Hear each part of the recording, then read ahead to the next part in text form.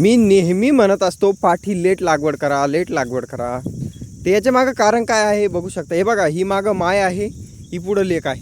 Late लागवड केली तर आता तिच्या आई एवढी झालेली आहे आणि हिचीच बहीण एकाच झोप्याला जेव्हा झालत्या तर हिचीच बहीण हे बघा लवकर लागली होती, तर ही बघा केवढी राहिली.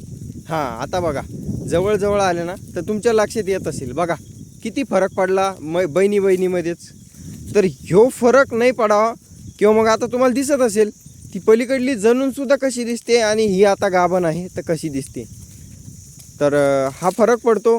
हाईटला ही जास्त वाढली, तिची हाईट खुटली आणि आता शक्यतो तिनं एक पिल्लू दिलं होतं आणि ही 2 पिल्लं शक्यतो देणार. तर हा फरक पडत असतो.